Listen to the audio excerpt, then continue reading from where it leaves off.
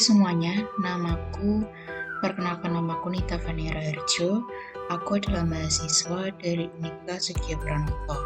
Dan hari ini aku akan membuat video reaction dari mata kuliah pendidikan keagamaan yang diampu oleh Pak Gregorius. Nah, sekarang aku langsung lihat aja ya cuplikannya, dan nanti di akhir video aku akan menjawab pertanyaan dari Pak Gregorius Joyoko. Nah, sekarang kita langsung lihat aja cuplikannya. Selamat pagi, selamat siang, selamat sore, selamat berjumpa lagi teman-teman dalam kuliah kita. Dan tema kita adalah damai dan sejahtera. Arti kata damai sendiri kita bisa cari di internet, di Wikipedia. Kita klik saja. Nanti kita baca. Damai. Konsep damai membawa konotasi yang positif. Hampir tidak ada orang yang menentang perdamaian. Perdamaian dunia merupakan tujuan utama dari kemanusiaan.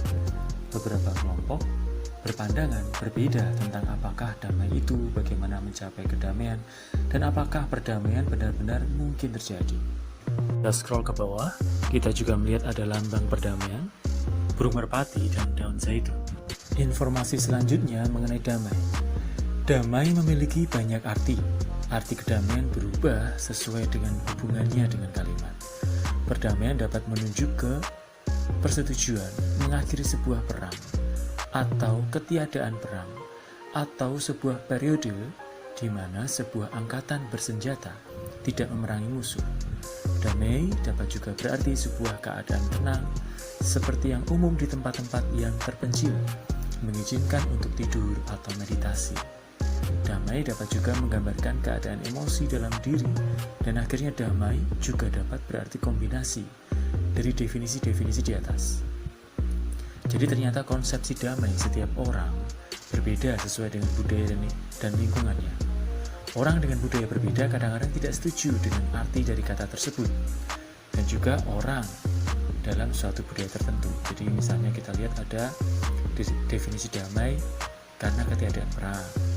Damai itu berarti ketiadaan kekerasan, ketiadaan peperangan, keberadaan keadilan. Jadi damai itu jika tidak ada genosida, tidak ada terorisme, tidak ada kekerasan. Tokoh yang berpengaruh terhadap teori ini misalnya Martin Luther King Jr. Ada perdamaian jamak. Ada lagi konsep perdamaian jamak. Konsep perdamaian yang tidak tunggal, tidak dimonopoli oleh kaum tertentu. Contohnya di wilayah Danau Besar Afrika ada kata Kindoki yang berarti harmonis antara manusia dan alam dan yang lain-lain. Ada juga damai itu berarti tenang, bebas dari gangguan, bebas dari cobaan. Diskusi tentang kedamaian ini juga bisa berlanjut dengan adanya teori bahwa untuk mencapai kedamaian diperlukan kekerasan, atau bahasa latinnya pacem parabellum. Tapi tentu saja tidak ada kesepakatan mengenai konsep ini. Kita beralih ke diksi sejahtera. Bahasa Inggrisnya prosperous, terjemahan bahasa Indonesianya makmur, sejahtera, kaya, subur, beruntung. Dalam Wikipedia dijelaskan bahwa kesejahteraan memiliki 4 arti. 1. Dalam istilah umum, sejahtera menunjuk ke keadaan yang baik, kondisi manusia di mana orang-orangnya dalam keadaan makmur, sehat, damai. 2. Dalam ekonomi, sejahtera dihubungkan dengan keuntungan benda. Sejahtera memiliki arti khusus resmi dan teknikal, seperti dalam istilah fungsi kesejahteraan sosial. Jadi orang-orang yang mempunyai uang lebih daripada yang lain. 3. Dalam kebijakan sosial, kesejahteraan sosial menunjuk ke jangkauan pelayanan untuk memenuhi kebutuhan masyarakat. 4. Di Amerika, sejahtera menunjuk ke uang yang dibayarkan oleh pemerintah kepada orang yang membutuhkan. Kaum militer Indonesia yang sangat memerlukan dana untuk kebutuhan operasi militer. Pengusaha Tionghoa seperti Lim Siolong dan Bob Hasan adalah contoh konglomerat Tionghoa yang memiliki kedekatan dengan militer dalam hal hubungan bisnis. Dari sini, lahirlah kelas konglomerat etnis Tionghoa yang menjadi kaya raya berkat hubungannya dengan pemerintah. Sekelompok kecil inilah yang akhirnya dianggap sebagai representasi seluruh etnis Tionghoa, yaitu kelompok yang memiliki kekuasaan dan punya kekayaan dengan cara yang culas. kejatuhan Presiden Soeharto pada 1998 membuat pembedaan ini menjadi semakin rumit. Perasaan benci dan iri hati mengakibatkan pecahnya kerusuhan-kerusuhan yang menargetkan etnis Tionghoa. Pada akhirnya, paranoia akan etnis Tionghoa selalu berakar pada praktik politik pecah belah dan kebijakan diskriminatif terhadap etnis-etnis tertentu. Kesan bahwa mereka adalah koruptor, pebisnis yang kejam, berasal dari kebijakan yang memisahkan etnis Tionghoa dengan etnis yang lain. Masih maukah kita dipecah belah?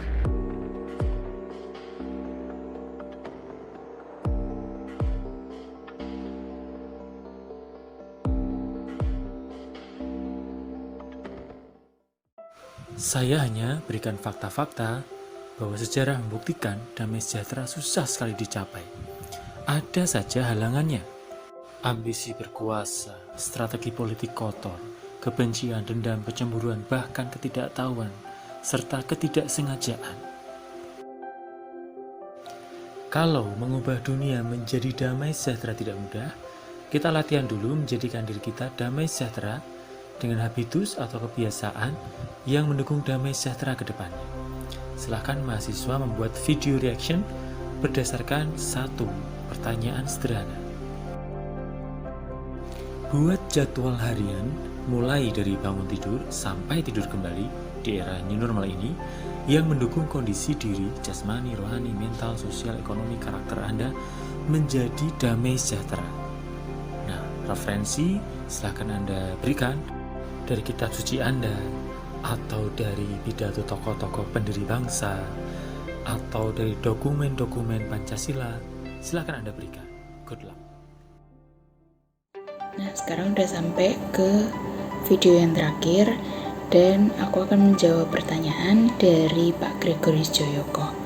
Nah, di masa pandemik ini atau selama karantina ini, aku akan menceritakan kehidupanku secara rutin saat karantina di rumah aja.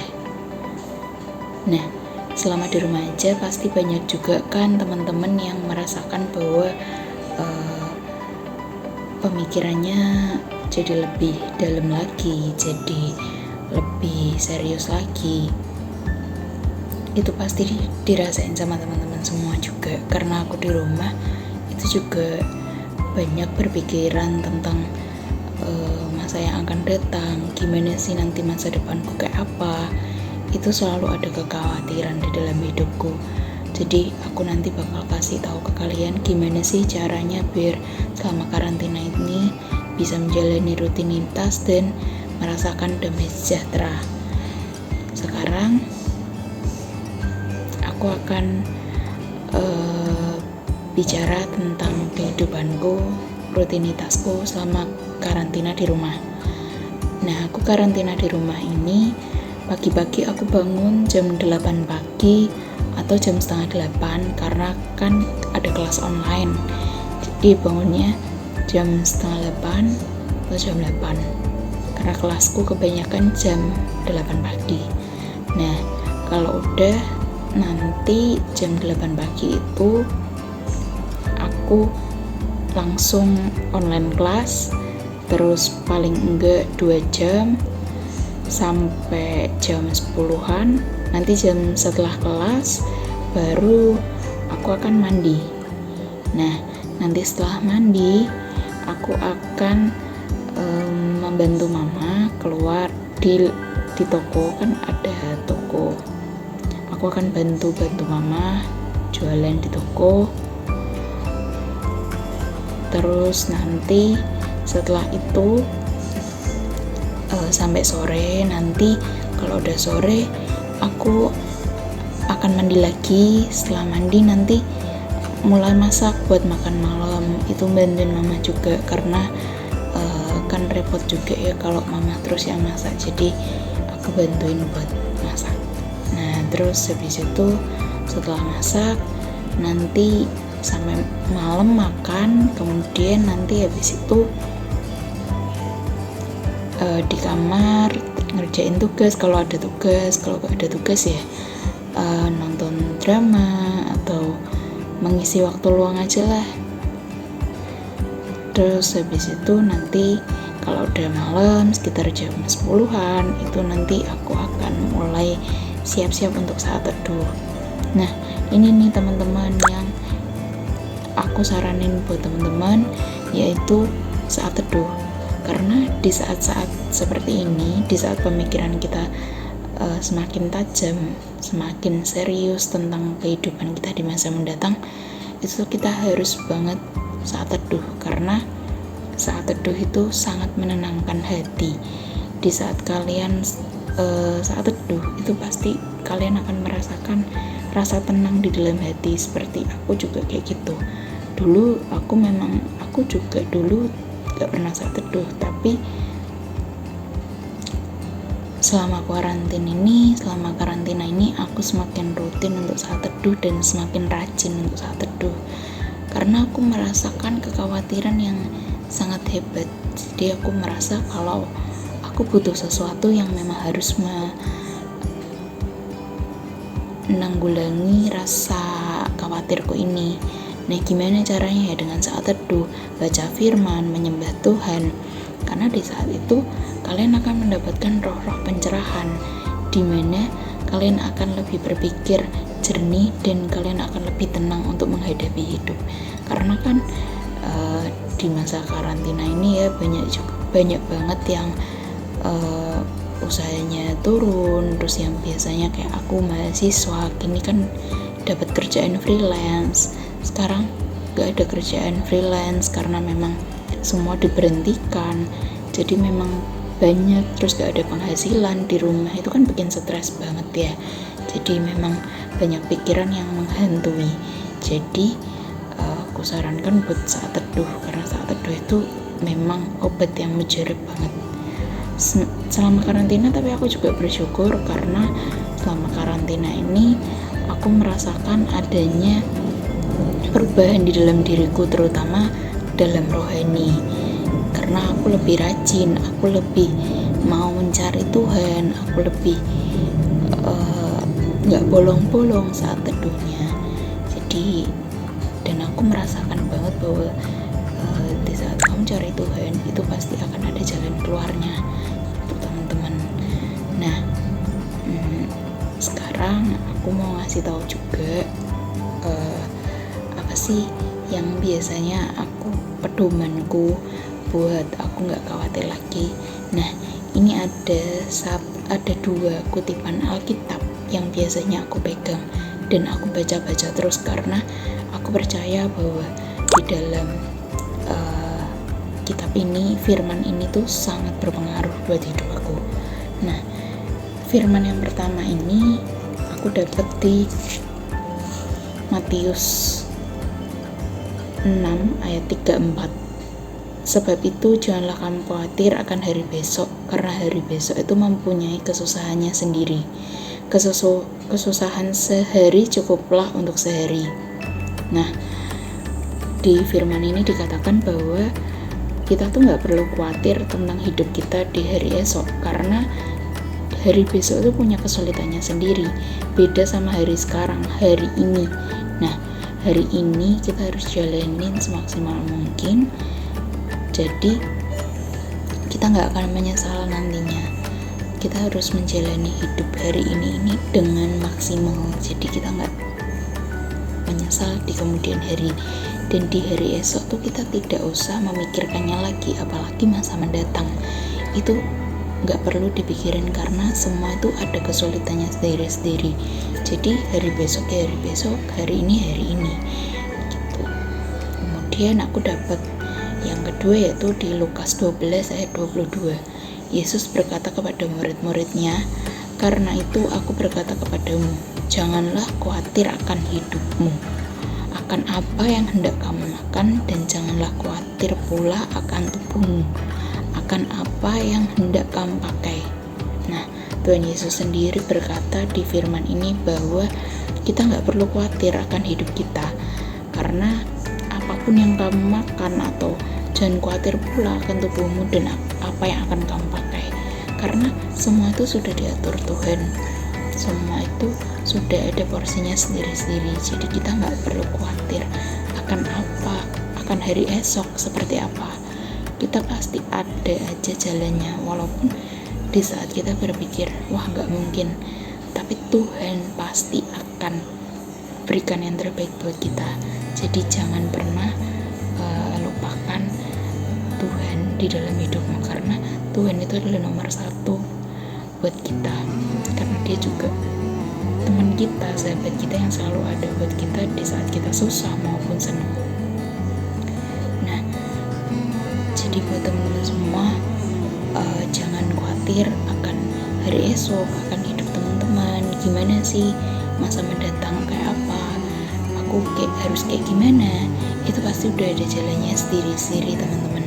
Jadi aku percaya itu dan aku pegang teguh itu, 2 ayat itu. Jadi aku merasakan damai sejahtera selama karantina ini karena aku selalu saat teduh, karena selalu mencari Tuhan, selalu bercerita kepada Tuhan apa sih kesulitanku di hari ini. Jadi aku sudah tidak khawatir lagi karena aku sudah ceritakan semuanya, karena aku percaya bahwa Tuhan itu pasti akan membantu dan menolong kita dalam segala situasi kita. Nah, kayak gitu teman-teman, kurang lebih kehidupanku selama karantina ini di rumah aja. Aku memang gak pernah keluar-keluar, tapi aku selalu melakukan hal-hal yang positif, membantu. Kalau memang merasa gabut banget, kayak gak ada kerjaan, ya cobalah untuk mencari kerjaan-kerjaan yang positif. Seperti kalau emang belum ada kerjaan, itu cobalah buat bantu orang tua, nyuci atau nyapu gitu kan, karena kalau misalnya nggak ada pembantu itu kan kasihan juga ya orang tuanya kalau selalu kerja sendiri. Nah gitu teman-teman, kurang lebih kehidupanku selama karantina. Jadi buat kalian yang merasa sering khawatir, jangan lagi khawatir, cari Tuhan, selalu saat teduh, dan selalu percaya kalau rencana Tuhan itu yang terbaik dalam hidup kita. Nah, gitu aja sih teman-teman kira-kira dari aku. Jadi makasih dan sampai jumpa di video selanjutnya. Demikian video saya, makasih, thank you semua.